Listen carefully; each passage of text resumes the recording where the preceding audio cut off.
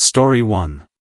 On New Year's Eve of 2022, James and Olivia Carter, residents of the quiet town of Ridgewood, prepared to celebrate the evening with a low-key dinner at their cozy home. The couple had decided to avoid the bustling parties and instead planned to ring in the new year with a toast and their favorite jazz playlist. Little did they know, their evening would spiral into a nightmare that would haunt them for years to come. As the clock neared 10:30 p.m., James stepped out onto their dimly lit porch to grab firewood for the hearth. The chilled air was silent except for the distant hoot of an owl. But as James turned to head back inside, a faint rustling in the bushes caught his attention. He froze, his breath visible in the cold air, straining to listen. "Who's there?" he called out, his voice firm yet uneasy. No response came, but the rustling grew louder. James's grip tightened around the bundle of wood as he moved cautiously toward the sound. Suddenly, a figure emerged from the shadows, a man, dressed in a tattered suit.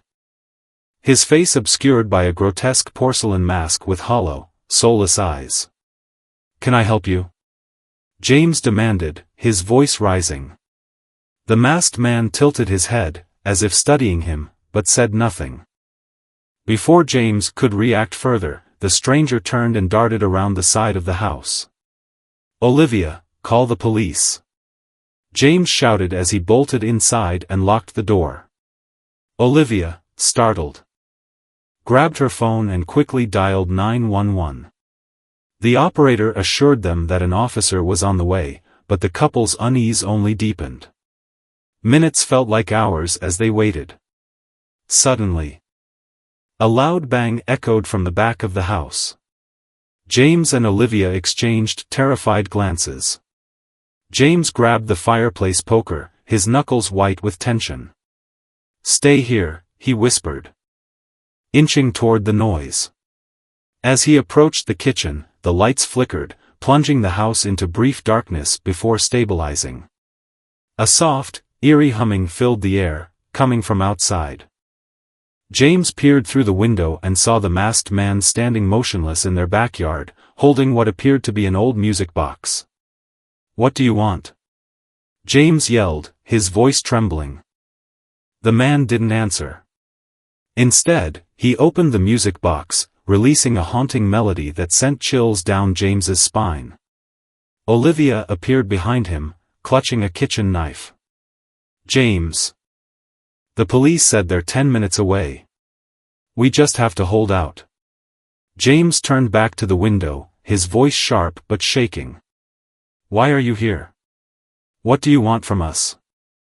The masked man's head tilted again, and for the first time, he spoke, his voice muffled and distorted. "Tick-tock, James. It's almost time." "Time for what?" Olivia screamed, stepping forward despite her fear. The man's silence returned as he tapped the music box gently, the melody warping and slowing as if it were running out of power. James tightened his grip on the poker. "Get out of here before the police arrive. You won't get away with this." The man's hand raised, a single finger pointing at the crack in the glass. "They can't help you. Midnight comes for everyone." Olivia's breath hitched. "What does that mean? Who are you?" The whispers started again, louder now, filling the room with overlapping voices. James and Olivia clamped their hands over their ears, but it did little to drown out the cacophony. The masked man's voice cut through it all. "It's too late to run. You should have answered the door when I knocked. You never knocked." James shouted, desperation in his voice. The man's laughter, hollow and mechanical, echoed through the yard. "Didn't I?" he said, his tone dripping with mockery. Suddenly, the man stepped closer to the window, his masked face pressed against the glass. Olivia gasped and stumbled back. Without warning, the man smashed the music box against the glass, cracking it but not breaking through. James lunged forward, closing the curtains. "What do we do?" Olivia whispered, tears streaming down her face. James turned to her, his voice firm despite his terror. "We hold out. The police are almost here." Then came the whispers again, fainter but insidious. They seemed to emanate from every corner of the house. Olivia screamed, "Leave us alone." But the whispers grew louder, overlapping until they formed a single, guttural voice, "Time is running out." The couple huddled together, their hearts pounding. Moments later, the sound of sirens pierced the air, and flashing red and blue lights filled the street. James opened the door to greet the officers, but when he looked back toward the backyard, the man was gone. Only the shattered remnants of the music box remained. The police searched the area but found no trace of the intruder. They chalked it up to a deranged prankster, but James and Olivia weren't convinced. The whispers had been too real. The man's presence too otherworldly. In the weeks that followed, strange occurrences plagued the Carters. Doors creaked open on their own, objects moved inexplicably. And the haunting melody of the music box occasionally echoed through the house, though the shattered remains had been discarded. One evening, Olivia found a note tucked under their front door. It read, "The clock strikes 12. Be ready." To this day, the Carters don't know who the masked man was or what he wanted. They only know that, as the next New Year's Eve approaches, the unease in their home grows stronger. And somewhere, in the shadows of Ridgewood, the music box plays on. Story 2. Shadows in the Fog. New Year's Eve, 2013. What should have been a night of celebration turned into something I can never forget. My friends had coaxed me into joining them at a trendy restaurant club downtown, but a dull headache had been gnawing at me all day. By 11:45 p.m., I had enough and told them I was heading home. The parking lot was eerily quiet, shrouded in a thick fog that distorted the light from the street lamps. My flashlight, small but reliable, cut through the mist, guiding me to my car. As I neared the corner of the lot, a muffled noise broke the stillness.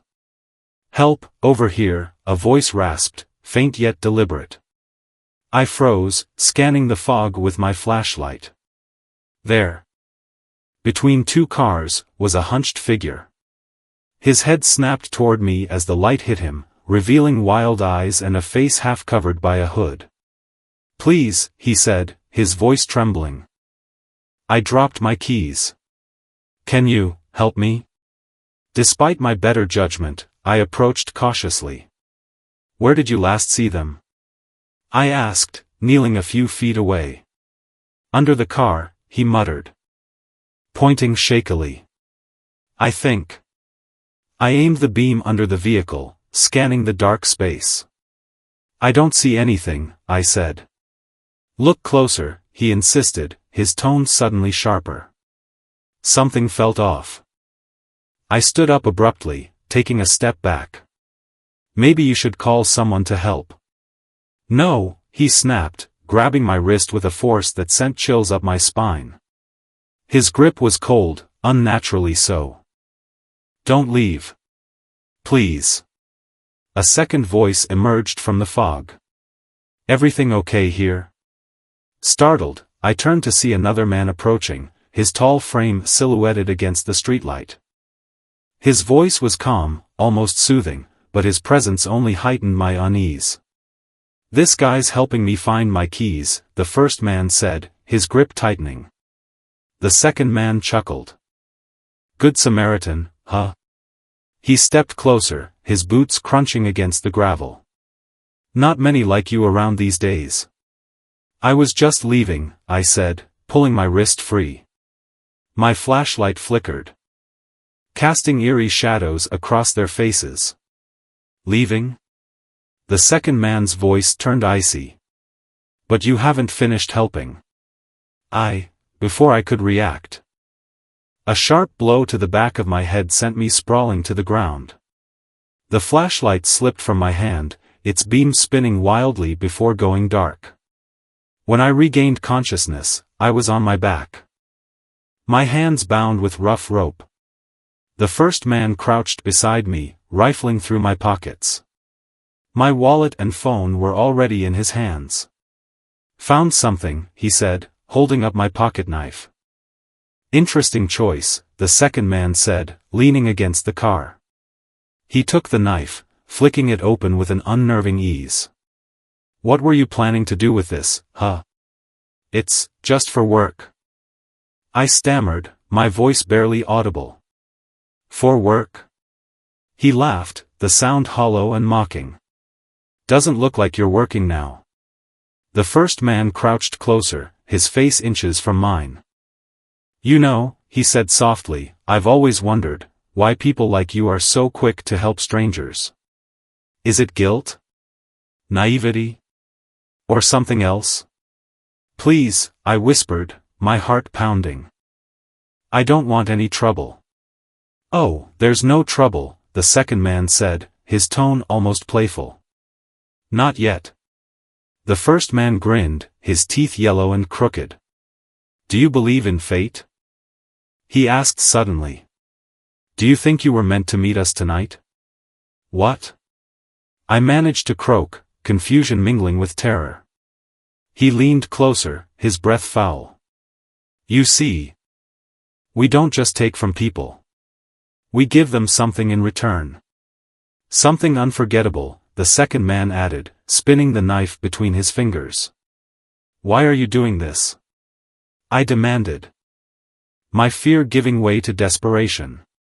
The second man crouched beside me, his face now fully illuminated by the faint glow of a distant street lamp. His eyes were dark, empty. "Because," he said, his voice barely above a whisper, "some lessons need to be learned the hard way." A noise in the distance, a group of voices and laughter, shattered the tension. The two men exchanged a glance. "Looks like your saviors are here," the first man said, his grin fading. "Lucky you. But don't think this is over," the second man added, his voice dripping with menace. "We'll see you again."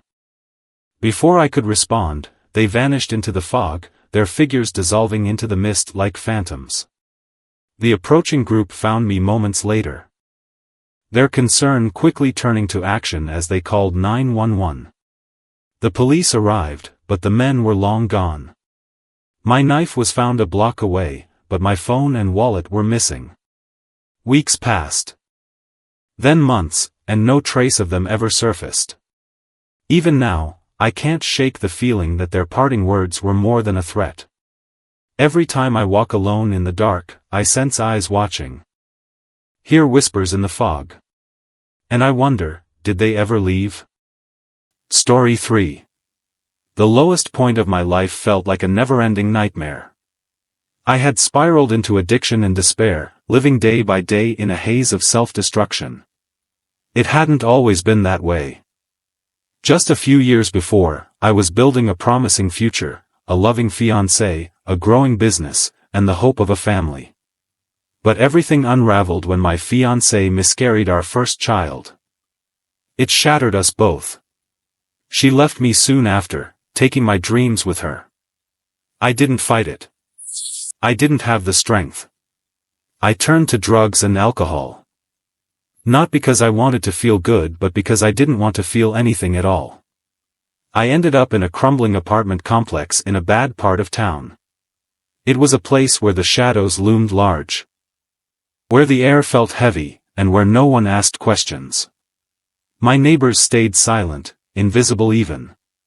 It suited me fine. I wasn't looking for connections. But then, the man upstairs moved in. I never learned his name, but everyone called him the drummer. It was easy to see why. The noise started the day he moved in, relentless pounding that sounded like drums, but it wasn't music. It was chaos. The rhythm was erratic, wild, and unsettling, like a storm raging just above my ceiling. At first, I ignored it, hoping it would stop, but it only grew worse. The noise seeped into my bones, invading my thoughts even when it wasn't there. New Year's Eve was the breaking point. The pounding escalated, joined by loud laughter, shattering glass. and what sounded like fireworks going off indoors. By 2 a.m., I couldn't take it anymore. Fueled by frustration and alcohol, I stormed upstairs and pounded on his door. It opened slowly, creaking on its hinges. The man standing before me was wiry and pale, with hollow eyes that seemed to burn in the dim light.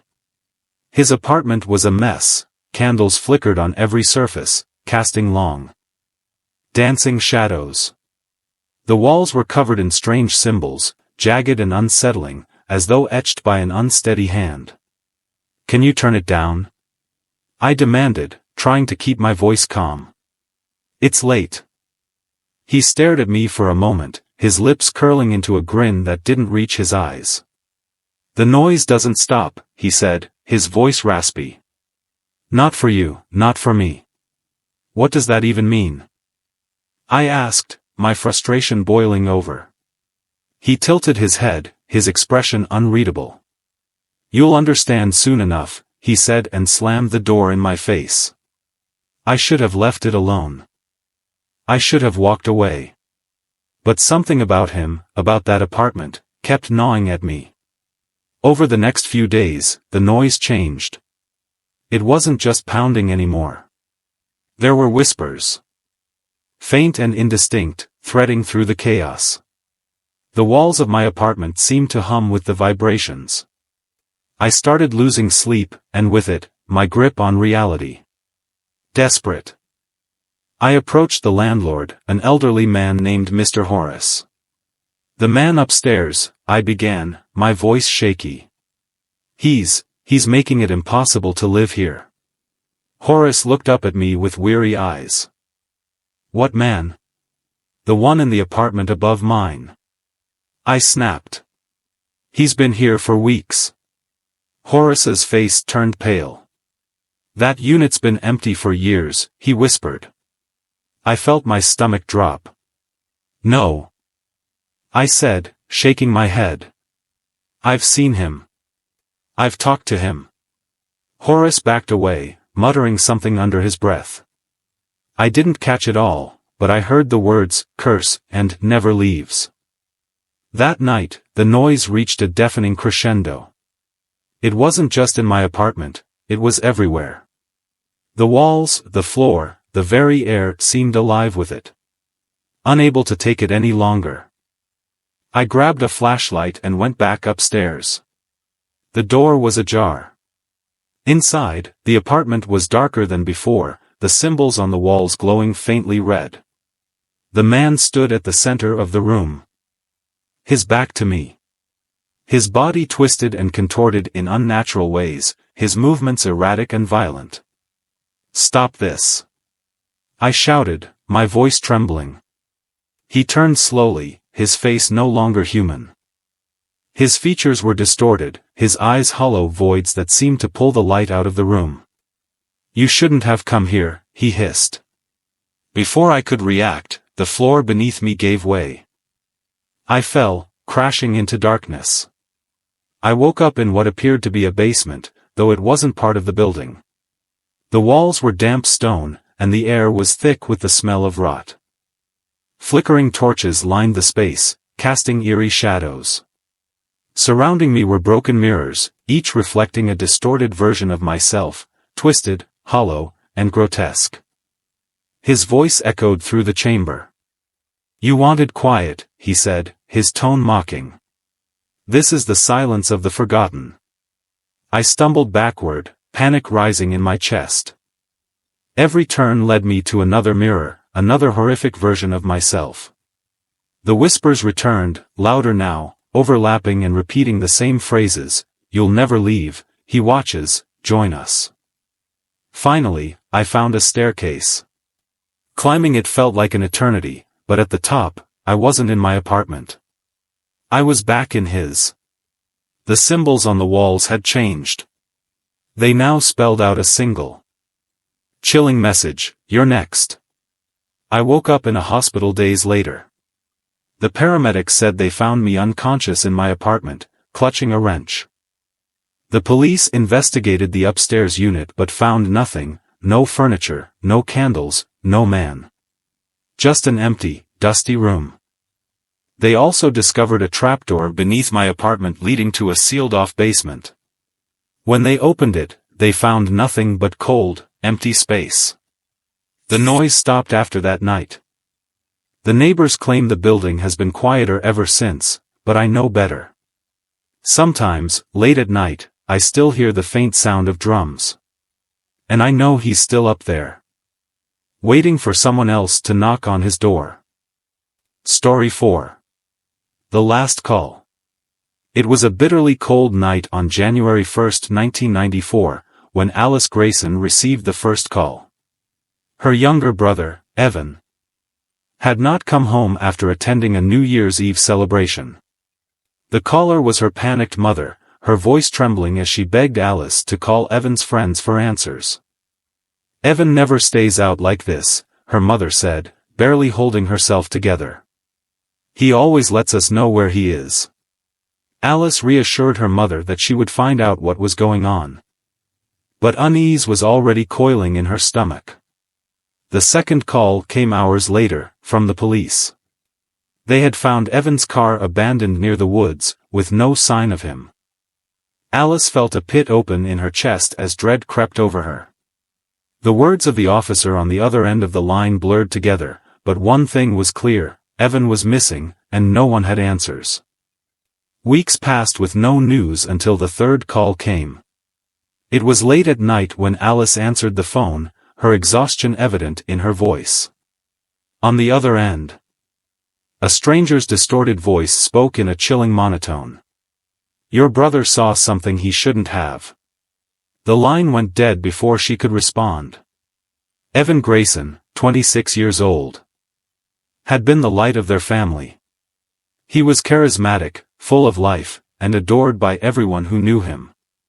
He'd been at a friend's New Year's party, celebrating like everyone else. Witnesses said he left the party around 1:30 a.m., sober and alone, heading home. But something, or someone, intercepted him. Determined to uncover the truth, Alice began retracing Evan's steps. She met with Clara, one of Evan's friends who had been at the party. They sat in a dimly lit cafe, Clara's unease palpable. "Thank you for meeting me," Alice began. Her voice steadied despite the turmoil inside her. "I just need to know anything you remember about that night." Clara hesitated, nervously stirring her coffee. "I don't know if I can help much, but I'll tell you what I know." She glanced around, as if afraid of being overheard. "Did Evan seem different that night?" Alice asked, leaning forward. "He was quieter than usual," Clara said softly. "Almost like he was distracted. I asked him if he was okay, and he said, 'I'll tell you later.' But he didn't say what." Alice's heart sank. "What about when he left? Did you see anything unusual?" Clara froze, her hands trembling. "There was someone. A man across the street. He was standing there, just watching." "Watching Evan?" Alice pressed, her pulse quickening. Clara nodded. "Yes. He didn't move, didn't talk to anyone. Just stood there. When Evan got into his car, the man followed him." "Did you see his face?" "No." Clara whispered, her voice barely audible. "He was wearing a long coat and a hat. But there was something wrong about him. He didn't look real." The words sent a chill down Alice's spine. Armed with this new information, Alice took her findings to Detective Marcus, who had been assigned to Evan's case. They sat in the cluttered office, the air heavy with unspoken frustrations. "So, a man in a long coat was watching him," Marcus said skeptically, jotting notes. "And then what? He followed Evan?" "Yes," Alice said firmly. Clara saw it happen. "Don't you think that's suspicious?" "It's suspicious," Marcus admitted. "But it's not proof. People see all kinds of things at night, especially after a party." Alice slammed her hands on the desk, her patience fraying. "Are you even trying to find him?" Or are you just waiting for the next missing person report? Marcus sighed, leaning back in his chair. Look, we've searched the area where Evan's car was found. There's nothing there. And as for your theory, it's not a theory. Alice snapped. Something happened to him. I can feel it. Marcus hesitated, his gaze darkening. There's a legend about those woods. Locals call it the Whispering Grove. They say people hear voices out there, calling their name. But it's just folklore. Do you believe it? Alice asked. Her voice a mix of anger and desperation. I don't believe in ghosts, if that's what you're asking, Marcus said quietly. But I believe in people. And people do terrible things. Unable to shake her desperation, Alice ventured into the woods alone that night. The air was icy, and the only sound was the crunch of her footsteps on the snow. She carried a flashlight. Its weak beam barely piercing the darkness. Evan, she whispered, her breath visible in the freezing air. Are you here? A faint sound broke the silence, a whisper. So soft it was almost lost in the wind. Alice. Her heart stopped. She turned in a slow circle, the flashlight trembling in her hand. Evan, she called out, her voice breaking. The whisper came again, clearer this time. Don't look, behind you. Against every instinct, Alice turned around. The flashlight illuminated only trees and shadows. She was alone, or so it seemed. The next morning, Alice returned to the woods with Detective Marcus and a search team. They combed the area for hours until one of the searchers called out. Everyone rushed over to a shallow grave. As they dug, they uncovered skeletal remains. Alice's stomach churned when they found Evan's rusted locket. But as they continued digging, they uncovered 2 more sets of remains. What the hell is this? Marcus muttered, his face pale. That night, Alice sat in her apartment, clutching Evan's locket. Her phone buzzed, and she answered without checking the caller ID. You shouldn't have found them, a distorted voice said. Alice's blood ran cold. Who is this? The voice chuckled, low and menacing. You'll know soon enough. Her hands shook. What do you want? The voice ignored her question. Did you like the whispers? They're not done with you. Alice bolted the doors and windows, paranoia creeping in. She stared at her reflection in the darkened window. Behind her, in the faint glass, a shadow moved. She spun around, but the room was empty. The whisper returned, louder than before. Don't look, behind you. This time, she didn't. The case remained open, the killer never caught. Alice swears the whispers follow her wherever she goes. And though she never looks behind her, she knows something, or someone, is always watching. Story 5. The Whispering Fog, Extended Version. It was New Year's Eve of 1994. My friends and I, Jake, Sarah, and I, were seniors in high school, chasing one last wild night before the new year. By 11 p.m., we'd heard about a legendary bonfire party out by the old quarry, known for its eerie reputation. This road's a shortcut, Jake said, gripping the wheel of his dad's beat-up truck as we veered off the main highway. The forest loomed ahead, thick with shadows. Are you sure about this? Sarah asked from the back seat, wrapping her arms around herself. This place gives me the creeps. Relax, Jake said, smirking. We'll be there in no time. The headlights cut through the thickening fog as the road narrowed. The forest seemed to swallow us whole. Then, the truck's radio crackled, static filling the cab. That's weird, I muttered, fiddling with the dial. It's just interference, Jake said. Though his voice lacked its usual confidence. Suddenly, the figure appeared, a man standing in the middle of the road. His coat was torn, his face obscured by the mist. Holy crap! Jake slammed on the brakes, and the truck skidded to a halt. What the hell is he doing out here? I whispered. The man didn't move. He stood eerily still, as if waiting for something. Jake leaned out the window. Hey! Get out of the road, he shouted. The man didn't react.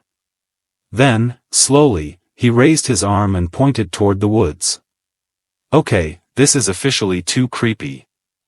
Sarah said, her voice trembling. Let's turn around. Jake rolled his eyes. He's probably just drunk or something. I don't think so, I said. Look at him. He hasn't moved an inch. Maybe he needs help. Jake suggested, though he didn't sound convinced. Help? From us? Are you insane? Sarah snapped. This feels wrong. Let's just go. Before we could decide, the man spoke. His voice was low and gravelly, as if the words were being dragged out of him. Turn back. They're waiting. Silence filled the truck. Who's waiting? I finally asked. My voice barely above a whisper. The man didn't answer. Instead, he stepped backward into the fog and disappeared. What the? Jake started, but Sarah cut him off. Drive. Now. Jake hesitated. Then put the truck in gear. We drove in tense silence, the fog thickening with every mile. The radio crackled again, and this time, a faint voice came through. Too late, they see you. Did you hear that? Sarah asked, clutching my arm. It's just the radio, Jake said, though his hands were shaking. No, I said, my heart pounding. That wasn't static. Someone said something. The fog grew denser, and the air in the truck felt suffocating. Then, a shadow darted across the road. Jake slammed on the brakes. Did you see that? Sarah shrieked. Something ran across. I didn't see anything, Jake said, though his eyes betrayed his fear. It was there, I said. It wasn't an animal. It looked human. We sat in silence, the fog pressing against the windows. Then came the scratching, a faint, deliberate sound, like fingernails dragging across glass. Oh my God, Sarah whispered. What is that? Probably branches, Jake said. Though he didn't sound convinced. Branches don't move like that, I said, peering out the window. The fog was too thick to see anything, but the scratching continued, now on the back window. Start the truck. Sarah screamed. Jake turned the key, but the engine sputtered and died. No, no, no, he muttered, trying again. The scratching stopped. The silence was worse. I don't like this, Sarah said, tears streaming down her face. We need to get out of here.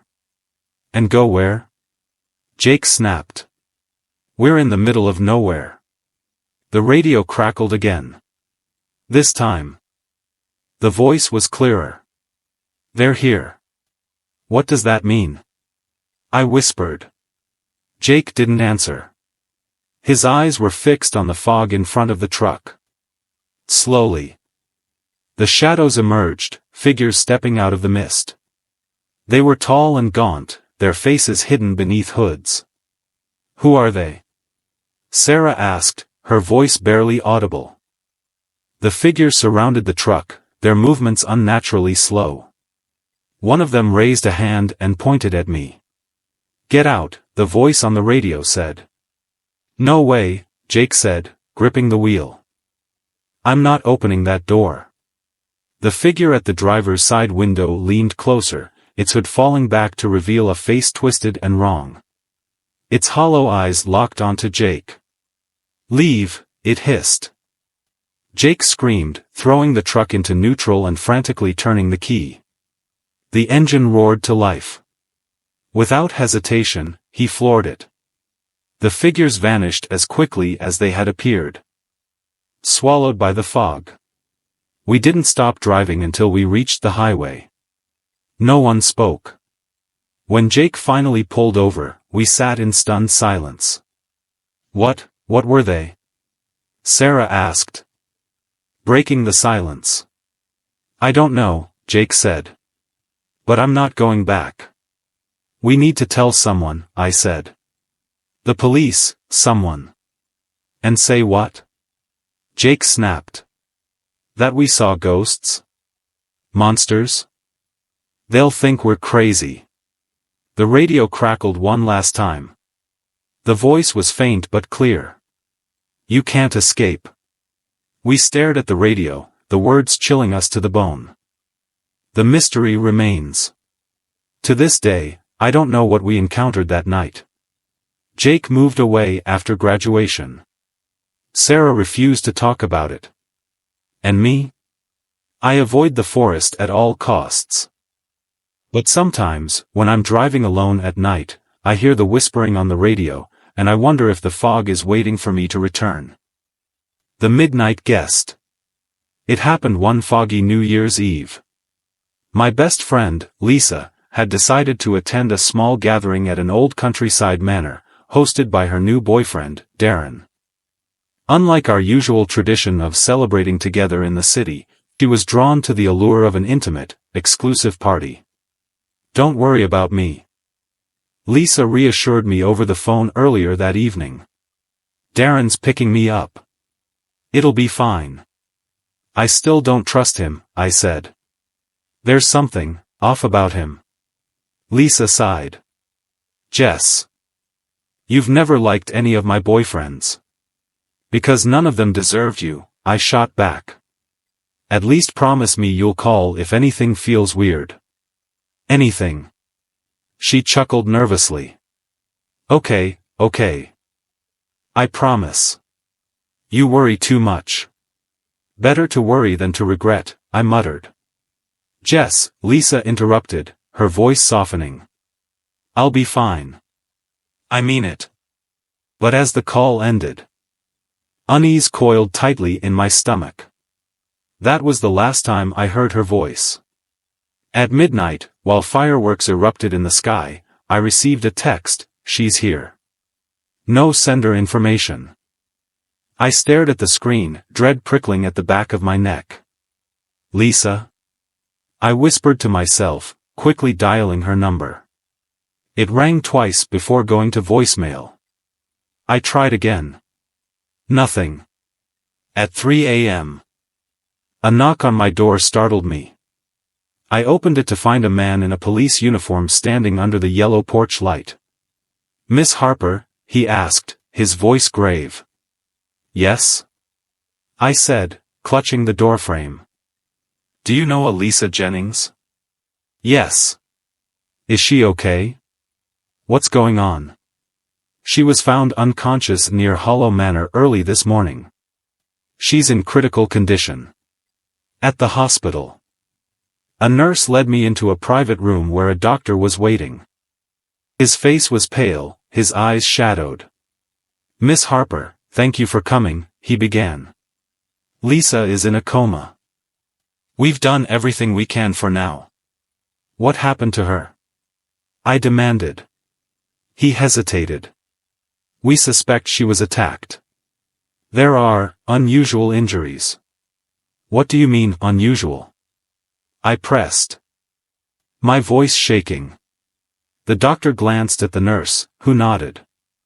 There are deep cuts on her arms, arranged in what appears to be a pattern. Her clothes were torn. And there are signs of ritualistic behavior. What kind of ritual? I asked, horrified. We don't know yet, he admitted. But there's something else. He paused, lowering his voice. When we examined her belongings, we found a piece of paper in her pocket. It simply said, she's here. I froze, remembering the text I'd received. Did anyone see who brought her here? I asked. The nurse answered this time. Witnesses said a man carried her to the edge of the woods, but when they approached, he vanished. A week later, I confronted Darren at his apartment. He opened the door with an annoyed expression. "Jessica," he said flatly. "What do you want? What happened to Lisa?" I demanded, stepping inside without waiting for an invitation. "I told the cops everything," he said, closing the door. "She left the party early. That's all I know." "Really?" I snapped. "Because people at the party said they saw you arguing with her." Darren's jaw tightened. "She was drunk. She started yelling at me for no reason. And you just let her leave alone?" I asked, my voice rising. "You're supposed to be her boyfriend." "She said she wanted to go," he said coldly. "What was I supposed to do? Drag her back?" I clenched my fists. "Who else was at the party? Who was she with?"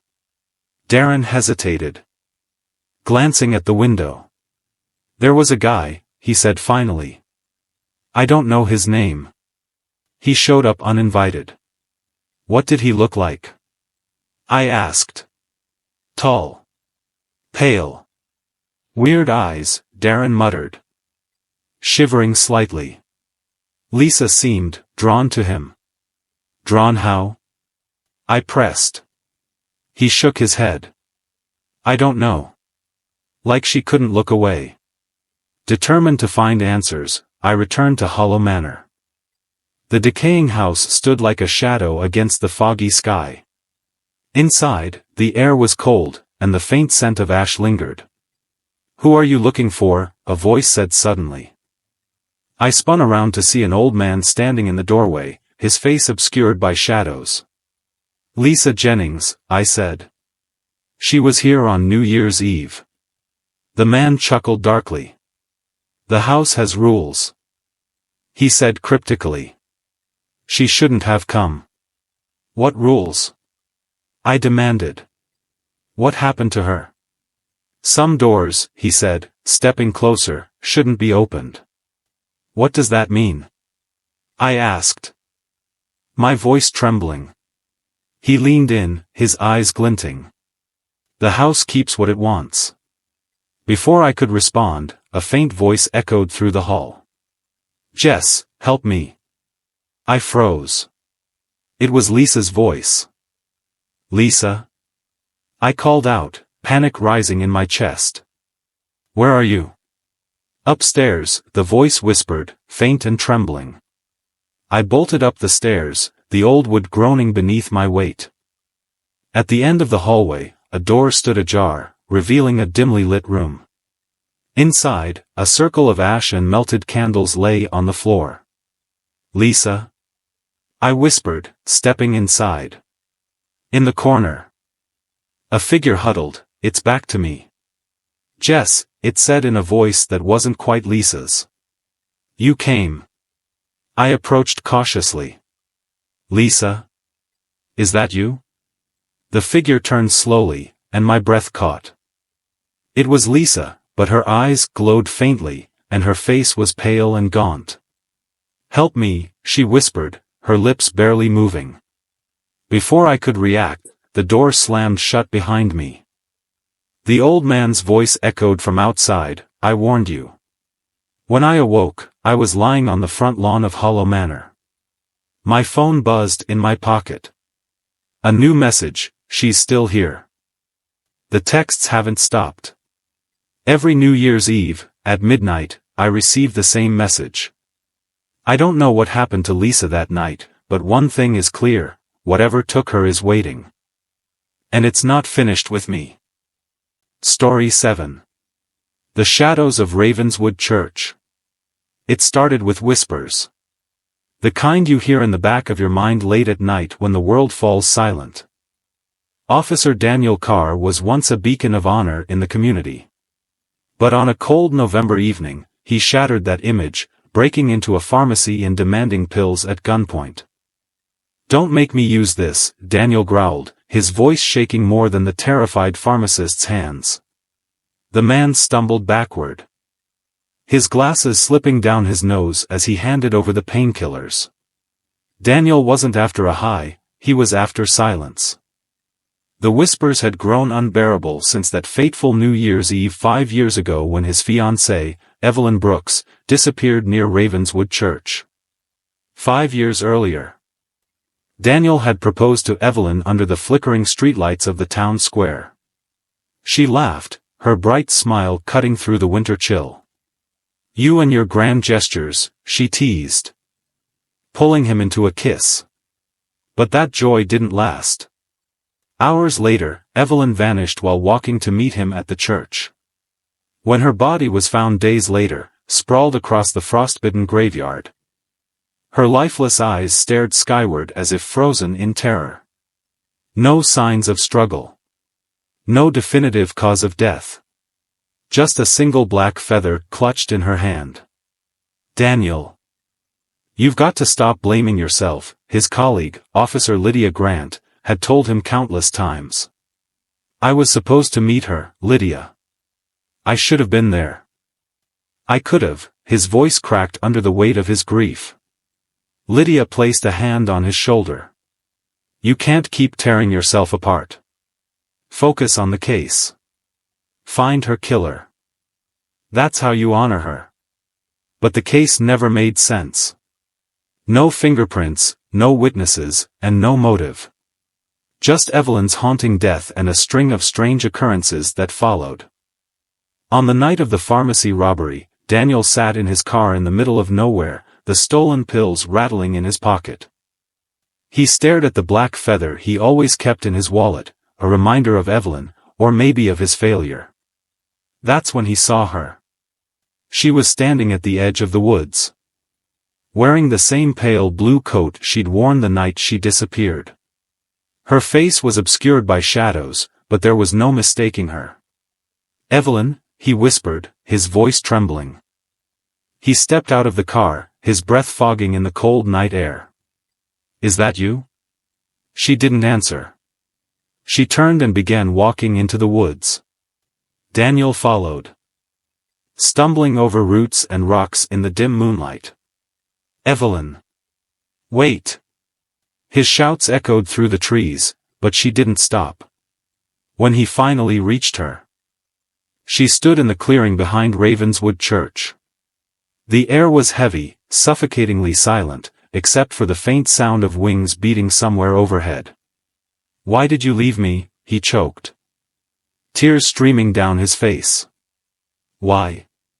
She turned slowly, her face pale and gaunt, her eyes hollow. "You should have come sooner," she said, her voice barely more than a whisper. Daniel froze. Her lips didn't move when she spoke. What are you?" he stammered, backing away. The sound of wings grew louder, and the shadows around him seemed to pulse, creeping closer. Evelyn, or the thing wearing her face, smiled. "You already know." "Evelyn, please. Talk to me. What happened that night?" His voice cracked with desperation. She tilted her head, her hollow eyes locking onto his. "Do you remember the promise you made me?" "Promise?" he echoed, his mind racing. "You swore you'd protect me." Her voice was filled with bitterness now. "But you didn't. You let it take me." "What took you?" Daniel asked, stepping closer despite the dread coiling in his stomach. "The same thing that's coming for you." A cold gust of wind swept through the clearing, and the shadows around them began to writhe. Daniel's breath hitched. "Evelyn, I'll fix this. Just tell me what to do." She reached out a hand, her touch icy against his skin. "It's too late. It's already here." The sound of wings became deafening, and the clearing plunged into darkness. Daniel spun around, trying to find the source. "Who's there? Show yourself." A deep, guttural voice echoed from the void. "You were warned. You ignored the signs. What do you want from me?" Daniel shouted. Laughter, low and menacing, rumbled through the air. "Your soul is a small price for the secrets you sought. Daniel turned back to Evelyn, but she was no longer there. In her place stood a figure cloaked in shadows, its eyes glowing faintly. "Evelyn," he whispered, his voice breaking. The figure stepped closer, and the shadows seemed to consume him. "She was never yours to save." The next morning, Daniel's car was found abandoned near the woods. His badge and the black feather sat neatly on the driver's seat. A search party scoured Ravenswood but found no trace of him. Months later, locals began whispering about a new figure haunting the church grounds, a man in a police uniform who appeared only on moonless nights. Some say you can hear him crying out Evelyn's name. Others claim to have seen him staring from the woods, his eyes unnaturally dark. But no one dares to look too closely. After all, some mysteries are better left unsolved. The New Year's Eve Whisper. It was New Year's Eve, and a group of us decided to gather in an abandoned field just outside town. The place had a sinister reputation, a field where strange things were rumored to happen. Tyler, the fearless one in our group, chose it for our celebration. He laughed at the old stories, dismissing them as tales for kids.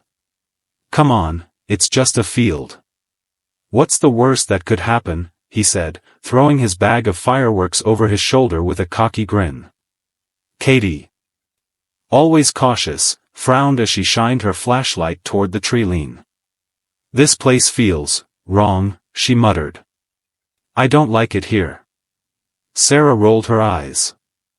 "You don't like anywhere that's not brightly lit with free Wi-Fi."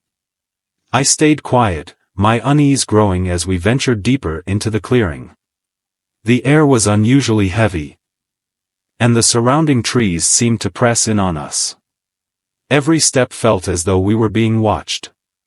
As we set up a fold-out table and spread out our fireworks, I couldn't shake the feeling that we were intruding on something.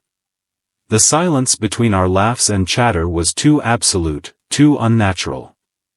"Are we seriously going to let ghost stories ruin tonight?" Tyler said, lighting a sparkler and twirling it. "Relax, Katie. The only thing scary here is your paranoia." Katie crossed her arms. "You'll feel paranoid too when something grabs you." "Something like what? A shadow monster?" Sarah teased, though her laugh was nervous. We busied ourselves with the fireworks as the countdown to midnight approached. Occasionally, I thought I heard whispers in the wind, faint and indistinct. But when I turned to look, there was nothing there, only the stillness of the dark. The clock ticked closer to midnight, and Tyler stood slightly apart from the rest of us, sorting through his stash of Roman candles. "All right. Everyone, get ready. Let's light up the sky." I joined the others as we positioned ourselves in a line. The first firework shot into the air, exploding into a shower of red and gold.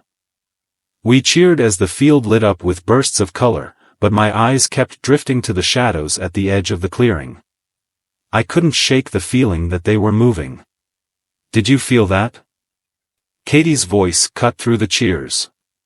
"Feel what?" Sarah asked. "The air, it's colder now." Before anyone could answer, Katie screamed, dropping her sparkler. "Someone's out there." She pointed to the tree line, her face pale. "Cut it out, Katie," Tyler said, rolling his eyes. "There's no one out there." "I saw something," Katie insisted. "It was standing right there." Sarah groaned. "It's probably just a deer. Can we not freak out over nothing?" But I had seen something too, a faint glimmer of movement, just beyond the reach of the firelight. "She's not imagining it," I said, my voice low. "I saw it too." Before anyone could react, Tyler staggered back and collapsed to the ground. "Tyler, get up!" Sarah called out, her tone sharp with annoyance. "This isn't funny. Seriously, stop messing around," I added, stepping closer. But as I knelt beside him, my stomach turned. His face was pale, his eyes wide open, staring at nothing. Blood trickled from a small wound on his temple. "He's not breathing," Katie shouted, dropping to her knees. "Oh my God, he's bleeding, there's so much blood." "What happened?" Sarah screamed, her hands covering her mouth. "I don't know," I stammered. "There was no sound, no gunshot. Nothing." Katie pressed her hands against Tyler's wound, her voice trembling. "Call 911. We need help." As I fumbled with my phone, the whispers returned, louder this time. They weren't carried by the wind anymore, they were right here, circling us. "Do you hear that?" I whispered, my voice barely audible. "Hear what?" Sarah asked, her voice shaking. "The whispers," I said. "They're getting louder." Katie froze, her hand still pressed to Tyler's head. "They're not just whispers. They're words." "What words?" Sarah demanded, her voice rising in panic. "Leave now," Katie said, her face ashen. "That's what they're saying." We all heard it then. The voice was deep and resonant, as if the ground itself was speaking. The air grew colder, and the shadows around us seemed to stretch closer. Sarah screamed, grabbing my arm. The ambulance arrived 20 minutes later, but it was too late. Tyler was gone. The paramedics and police ruled it a tragic accident, a stray bullet fired by someone celebrating nearby. But none of us believed that. The whispers, the chilling cold, the feeling of being watched, it all pointed to something far beyond a stray bullet. The next day, I returned to the field, driven by a sense of dread and curiosity. As I wandered the clearing, I found something glinting in the dirt, an old, rusted bullet casing. It was too corroded to have been fired recently. The whispers returned as I picked it up, louder than before. "You shouldn't be here," the voice hissed. I dropped the casing and ran, the sound of whispers following me until I was out of the field. 15 years have passed since that night. The field remains abandoned, and every New Year's Eve, I hear the whispers again, faint but insistent. Each time, they leave me with the same chilling question. What did we awaken that night? Story 9. 2 years ago, I had an encounter that still chills my blood. My name is Rachel. I'm 24 now, living in a quiet town in the Midwest. It's the kind of place where the biggest excitement is a local bonfire or a house party. What happened to me, though, turned one of those mundane events into something far darker. It was New Year's Eve, and my older sister, Claire, convinced me to attend a party at an old, semi-abandoned mansion on the outskirts of town. Claire had been to one of these parties before. Hosted by a mysterious man known as Vincent. No one seemed to know much about him except that he threw unforgettable events. "Come on, Rachel," Claire pleaded as she touched up her makeup. "You need to get out more. You're always buried in your books. Live a little." I hesitated but finally relented. Claire promised to stay by my side all night, and I trusted her. "All right," I sighed. "But if things get weird, we leave, okay?" "Deal," she said, grinning. The mansion was exactly what you'd expect from a horror movie, tall, dark, and ominously lit. As we walked inside, the air was heavy with the scent of old wood and something faintly metallic. People milled about in elegant, vintage-style attire. Vincent, the host, appeared almost out of thin air, greeting us with an unsettlingly wide smile. "Welcome, ladies," he said smoothly.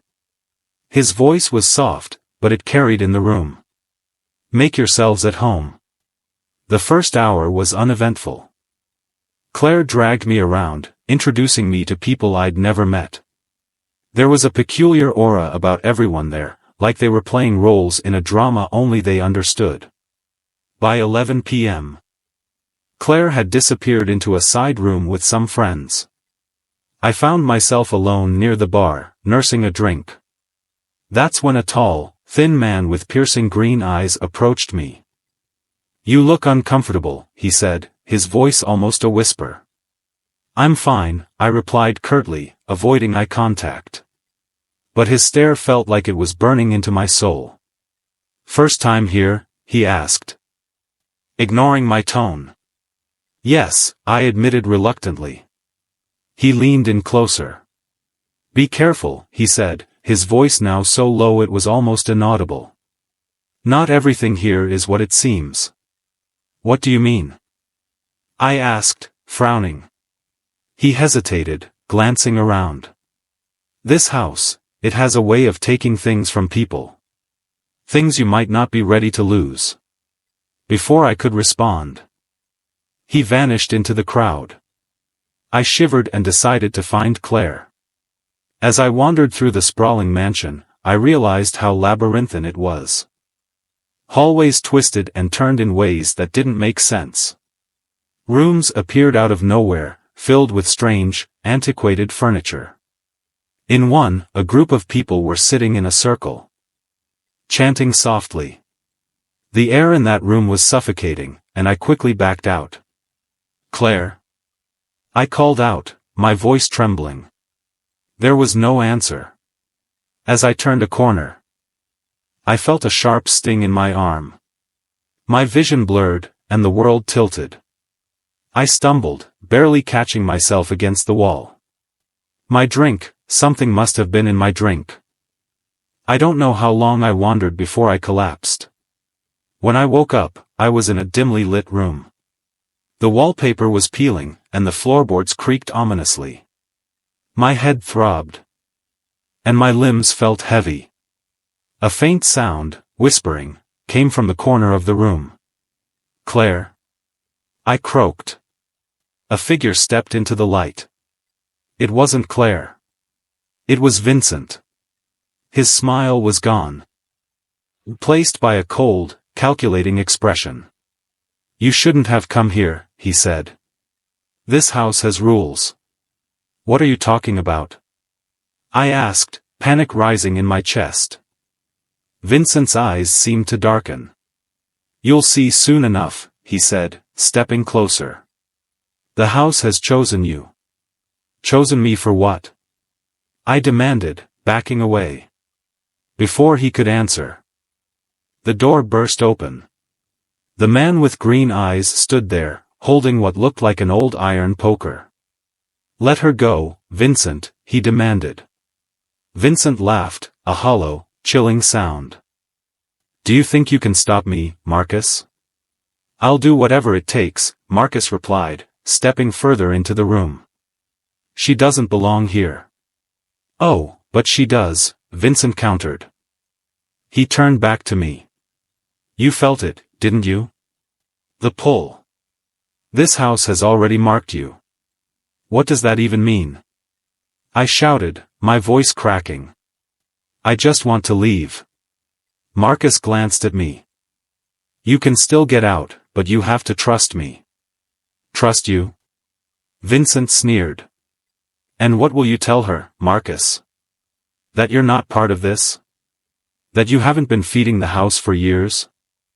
Marcus's grip on the poker tightened. "That was before. I'm not letting it take another innocent person." Vincent smirked.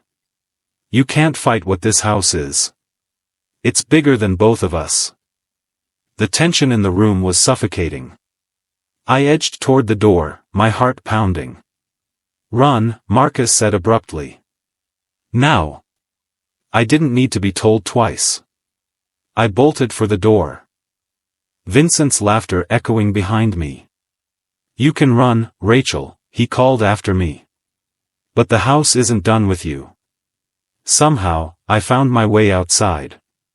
The cold night air hit me like a slap, and I staggered down the driveway, collapsing near the gate. That's where Claire found me minutes later, her face pale and tear-streaked. "What happened?" she cried, shaking me. I couldn't speak. I could only point toward the mansion, but when we turned to look, it was dark and silent. No lights, no people. Just an empty, decaying building. To this day, I don't know what happened in that house or what became of Marcus and Vincent. Claire refuses to talk about it, and no one in town acknowledges the mansion's existence anymore. Sometimes, late at night, I hear whispers, soft and distant, but unmistakable. They're calling me back. Story 10. The Unseen Guest. It was New Year's Eve, 2002. Claire Daniels, a 22-year-old art student, prepared for the festivities with excitement. She chose a glittery dress and brushed her auburn hair into soft curls. Her plans for the evening included a gathering at her best friend Emily's house in the quaint English town of Whitestone, nestled along the foggy coast. By the time midnight struck, the party was in full swing. Glasses clinked, music echoed, and laughter filled the air. Claire hugged her friends as fireworks lit up the sky. After a final toast, she decided to leave around 1:30 a.m., braving the misty streets alone to return to her nearby flat. "Are you sure you don't want me to walk with you?" Emily asked, concern in her voice. Claire shook her head. "I'll be fine. It's only a 10-minute walk, and the town's quiet tonight." With that, Claire wrapped her scarf tightly around her neck and stepped into the cold night. Claire's walk home should have been uneventful, but the eerie stillness of the streets unsettled her. The fog seemed thicker than usual, obscuring her view of the path ahead. She heard footsteps behind her and turned quickly, but there was no one in sight. "Hello? Is someone there?" she called out, her voice trembling slightly. Silence. She quickened her pace, clutching her handbag tightly. A street lamp flickered above her, casting dancing shadows on the cobblestones. As she passed a small alley, a figure emerged, startling her. It was a man, disheveled and smiling in a way that made her skin crawl. "Evening," he said, his voice low and gravelly. "Bit late to be out alone, isn't it?" Claire hesitated but forced a polite smile. "I'm just heading home." The man gestured down the street. "I'm going that way too. Mind if I walk with you?" Every instinct told her to decline, but she didn't want to offend him. "Sure," she replied reluctantly. The man introduced himself as Victor, though Claire doubted that was his real name. He spoke in a meandering way, asking questions about her evening and laughing too loudly at his own jokes. "You had fun at the party?" he asked, his tone almost too casual. "Yes," Claire said curtly, keeping her answers short. Victor chuckled. "I'm not much for parties myself. Too many people. Too much noise. I prefer quieter company." Claire glanced at him uneasily. "Sometimes quiet is nice." Victor's smile widened. "Exactly. Just two people, walking together. Much better than being alone, don't you think?" Claire's grip on her handbag tightened. "I suppose." When they reached the corner near her flat, she stopped and pointed to her building. "This is me. Thanks for the company," she said, trying to sound cheerful. Victor's expression changed. "You don't mind if I come in for a drink, do you?" Her stomach tightened. "It's late. Maybe another time." He stepped closer, his smile fading. "I insist." Claire stepped back. "No, really. I'm tired, and I have an early morning." Victor's eyes narrowed. "That's a shame. I thought we were getting along so well." Before she could respond, a neighbor's door opened, and an elderly man stepped out with his dog. Victor backed away, muttering something under his breath, and disappeared into the fog. Relieved but shaken, Claire locked her door and double-checked the windows. She poured herself a glass of wine to calm her nerves and settled onto the couch. The room felt too quiet, so she turned on the TV for background noise. That's when she noticed it, muddy footprints leading from her front door to the kitchen. Her heart raced as she realized she hadn't taken off her shoes yet. "Who's there?" she shouted, grabbing a heavy candlestick from the table. The kitchen door creaked open slowly. But no one was visible. She stepped closer, her breath shallow. The lights flickered, and a chilling whisper echoed through the room. "You shouldn't have walked alone." Claire froze. "Victor? Is that you?" she demanded, her voice shaking. A shadow moved in the corner of her eye. Victor's voice came again, this time closer. "You're so trusting. That's what makes it fun." She turned toward the voice, but no one was there. "What do you want from me?" she cried. The room filled with a low, menacing laugh. "You let me in, Claire. Isn't that what you wanted?" Panicked, Claire ran for the door, but it wouldn't budge. She turned to find Victor standing in the hallway, his smile twisted into something monstrous. "How did you get in?" she screamed. He tilted his head. "I never left." Weeks later, a search party scoured the town for Claire, who had been reported missing by Emily after failing to show up for work. Police found her apartment locked from the inside with no sign of forced entry. The only clue was a series of strange symbols etched into the walls, symbols no one could decipher. Neighbors reported hearing footsteps and faint whispers coming from her flat at night, even though it remained unoccupied. One officer who investigated the case claimed he saw a figure resembling Claire in the window, her face pale and her eyes wide with fear. The case remains unsolved. Some say Claire's spirit lingers, warning others not to trust the strangers they meet in the fog.